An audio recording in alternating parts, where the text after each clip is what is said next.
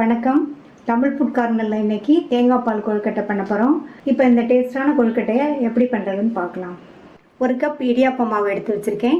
இடியாப்ப மாவு எடுத்த அதே கப்லையே 1.5 கப் அளவுக்கு தேங்காய் துண்டுகள் எடுத்து வச்சுருக்கேன். நம்ம தேங்காய் எடுக்கும்போது தேங்காயில் பேக் சைடில் ப்ரௌன் பகுதி இருக்கும் இல்லையா, அதையெல்லாம் எடுத்துட்டு இந்த மாதிரி கட் பண்ணி வச்சுக்கணும். இந்த மாதிரி தேங்காய் துண்டுகள் நல்லா ஒயிட்டாக இருந்தால் நமக்கு தேங்காய் பாலும் ஒயிட்டாக இருக்கும், தேங்காய் பால் நல்லா ஸ்மூத்தாக இருக்கும். 1.5 கப் தேங்காய் துண்டுகளை இந்த மிக்ஸி ஜாரில் சேர்த்துட்டு தண்ணி சேர்க்காமல் 4-5 சுற்று சுற்றிட்டு இது கூட 1/2 கப் தண்ணி சேர்த்து அரைச்சி முதல் தேங்காய் பால் எடுத்து வச்சுக்கலாம். அரைச்சி வடிகட்டி முதல் தேங்காய் பால் எடுத்தாச்சு. வடிகட்டின தேங்காயில் மறுபடியும் 1/2 கப் தண்ணி சேர்த்து அரைச்சி 2வது தேங்காய் பால் எடுத்து வச்சுக்கலாம். மறுபடியும் இந்த தேங்காயில் 1/2 கப் தண்ணி சேர்த்து அரைச்சி 3வது தேங்காய் பால் எடுத்து வச்சுக்கலாம். 3 தேங்காய் பாலும் தனித்தனியாக எடுத்து வச்சாச்சு. எடுத்து வச்ச 1 கப் இடியாப்ப மாவை இந்த பாத்திரத்தில் சேர்த்துட்டு இது கூட 1/2 டீஸ்பூன் நெய், 2 பிஞ்ச் உப்பு சேர்த்து நல்லா ஒரு தடவை கலந்து விட்டுறலாம்.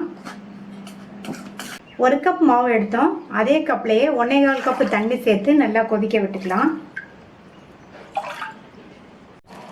தண்ணி நல்லா தளதளன்னு கொதிக்குது. இந்த மாதிரி நல்லா கொதிக்கணும். கொதிக்க வச்ச தண்ணியை கொஞ்சம் கொஞ்சமாக சேர்த்து பிசையணும்.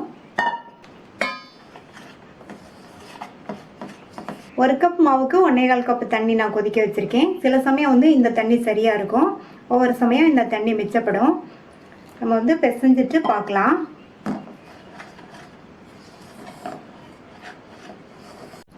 மாவு நல்லா கலந்து விட்டாச்சு. மாவு இந்த கொழுக்கட்டை பிடிக்கிற பக்குவத்துக்கு இருக்குது. இந்த மாதிரி உருட்டுற பக்குவத்துக்கு 1.25 கப்பு தண்ணியில் 1/4 கப் அளவுக்கு தண்ணி மீதி இருக்குது. மாவை ஒரு 5 நிமிஷம் மூடி வச்சிடலாம். கை பொறுக்கிற சூடு வந்ததுக்கப்புறமா இதை நல்லா பிசைஞ்சிக்கலாம். இப்போ 5 நிமிஷம் ஆச்சு. மாவு கை பொறுக்கிற அளவு சூடு இருக்குது. எல்லா மாவையும் நல்லா ஒன்று சேர பிசைஞ்சிக்கலாம்.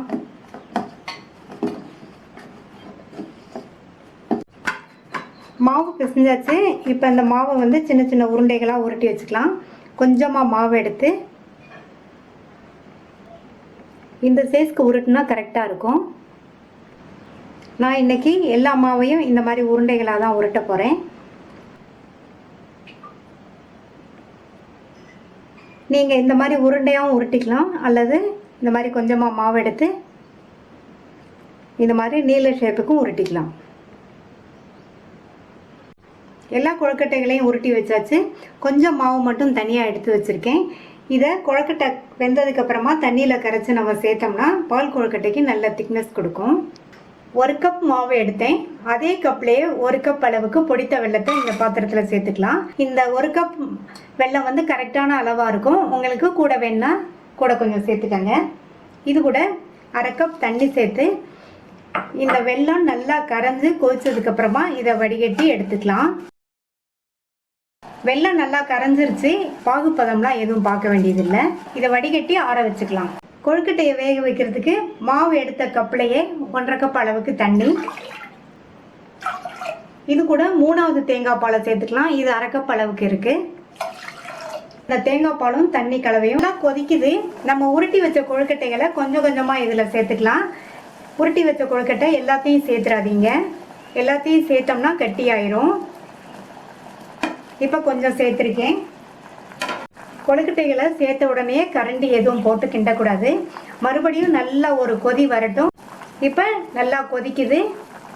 லைட்டாக கரண்டியோட காம்பு பகுதியை வச்சு இந்த மாதிரி கிண்டி விட்டுக்கணும். மறுபடியும் கொஞ்சம் சேர்த்துக்கலாம். மறுபடியும் நல்லா கொதி வந்ததுக்கப்புறமா அதே மாதிரி லைட்டாக கரண்டியோட காம்பு பகுதியை வச்சு கிண்டி விட்டுட்டு மீதி உள்ளதை சேர்த்துடலாம். கொஞ்சம் கொஞ்சமாக சேர்த்து இந்த மாதிரி கரண்டியோட காம்பு பகுதியை வச்சு நம்ம லைட்டாக கிண்டி விட்டோம்னா கொழுக்கட்டை ஒன்றோட ஒன்று சேராமல் கொழுக்கட்டையும் உடையாமல் இருக்கும். அப்பப்போ இந்த மாதிரி கிண்டி விட்டுக்கலாம். கொழுக்கட்டை நல்லா வெந்து வரட்டும்.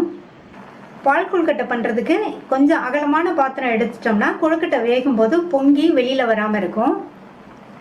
இப்போ ஒரு 5-6 நிமிஷம் ஆச்சு. கொழுக்கட்டை வெந்து நல்லா சாஃப்டாகிடுச்சு. இப்போ கொழுக்கட்டை வெந்ததுக்கப்புறமா நம்ம கொஞ்சம் மாவு எடுத்து வச்சோம் இல்லையா, அதை தண்ணியில் கரைச்சி வச்சுருக்கேன். அதை சேர்த்துடலாம். சேர்த்துட்டு நல்லா ஒரு தடவை கலந்து விட்டுடலாம். இப்போ மாவு கரைசல் சேர்த்து 2 நிமிஷம் ஆச்சு. 2வது தேங்காய் பாலை இதில் சேர்த்துடலாம். ஸ்டவ்வை வந்து கொஞ்சம் குறைச்சி வச்சுருங்க. லோ மீடியம் ஃப்ளேமில் இருக்கட்டும். இதை நல்லா கலந்து விட்டுறலாம். இந்த 2வது தேங்காய் பாலோடு சேர்ந்து ஒரு 2 நிமிஷத்துக்கு இந்த கொழுக்கட்டை வேகட்டும். 2 நிமிஷம் ஆச்சு. வடிகட்டி ஆற வச்ச வெள்ளைக்கரைசலை இதில் சேர்த்துடலாம். வெள்ளைக்கரைசல் வந்து நல்லா ஆறுனதுக்கு அப்புறம் தான் சேர்க்கணும். வெள்ளைக்கரைசல் சேர்த்து நல்லா ஒரு தடவை மிக்ஸ் பண்ணி விட்டுறணும். மறுபடியும் ஒரு 2 நிமிஷம் மட்டும் நல்லா எல்லாம் ஒன்று சேர்ந்து கொதிக்கட்டும். இது கூட 1/2 டீஸ்பூன் ஏலக்காய் பவுடர் சேர்த்துட்டு நல்லா ஒரு தடவை கலந்து விட்டுட்டு ஸ்டவ் ஆஃப் பண்ணிடலாம். இப்போ கொழுக்கட்டை ஓரளவு ஆறி இருக்கு. இதில் ஃபஸ்ட்டு தேங்காய் பாலை சேர்த்துக்கலாம். நல்லா ஒரு தடவை கலந்து கொடுத்துடணும். கொழுக்கட்டையை தேங்காய் பால்லையே வேக விட்டு தேங்காய் பாலும் நம்ம நிறைய சேர்த்துருக்கிறதுனால இந்த கொழுக்கட்டை சாப்பிட்றதுக்கு ரொம்ப ரொம்ப டேஸ்ட்டாக இருக்கும். சுவையான தேங்காய் பால் கொழுக்கட்டை ரெடி ஆயிடுச்சு. நீங்களும் ஒரு தடவை ட்ரை பண்ணி பார்த்துட்டு உங்கள் கமெண்ட்ஸை சொல்லுங்கள். இது வரைக்கும் தமிழ் ஃபுட் கார்னர் சேனலை சப்ஸ்கிரைப் பண்ணாதவங்க சப்ஸ்கிரைப் பண்ணிவிட்டு பக்கத்தில் உள்ள பெல் பட்டனையும் கிளிக் பண்ணிக்கோங்க. தேங்க்யூ.